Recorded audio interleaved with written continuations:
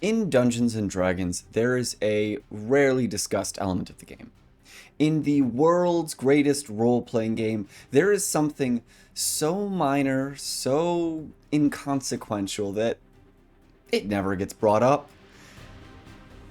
There is an aspect of this game hidden, unaware to even some of the most senior DMs. And that's conversation. And I don't just mean talking to people, I mean bringing conversation into more than just conversation scenes. You don't need to have a talking moment to have everyone talk. It's breaking up combat and saying, whoa, whoa, whoa, whoa, whoa. Just because you're in combat doesn't mean that you're not fighting living, breathing people. They will stop and listen if you're like, whoa, hey, hold on. Maybe a fight to the death isn't what needs to happen right now. And sometimes that's just the end of the fight. And that's where probably a lot of people get this terrible, terrible stigmatism against combat. Because once you enter combat, some people think you can't leave. And that's just not true. Generally, people don't want to fight to the death. If you're winning a fight against some bandits, and you've killed like 5 of the 8 of them, and the remaining 3 hear you say, leave now, or we'll finish the rest of you off, they should be inclined to listen. Now, if they're fanatical cultists, or charmed civilians, yeah, they might just ignore you. But trying stuff is allowed. Maybe it'll work, maybe it won't.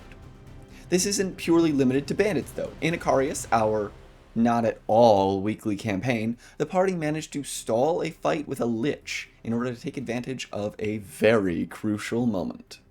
When the Countess, the aforementioned lich, was distracted by a conversation, she allowed a member of the party to get very close. And when it seemed just like Dr. Hadley, the party member, was going to follow along with her and join them, the Countess jumped into her teleportation circle, and when she was halfway through, Dr. Hadley scratched it and cut her in half. A fight then ensued with the remaining guy and blah blah blah. But with just a conversation, the players lured a very powerful enemy into trusting them to be just close enough that it cost her very dearly. Even if she was a lich and just reformed the next day, that had to at least be a little bit annoying. And that would have been the end of that if, she wasn't a lich, purely from talking and inventive play. Beyond even that, you could count ending a fight without killing or knocking enemies unconscious as a roleplay victory. Similar to dialogue, you could force a retreat. Say you set a big fire and scare off that pack of wolves that's been circling your camp. Or you charm a bandit leader into making his goons and himself retreat, run away.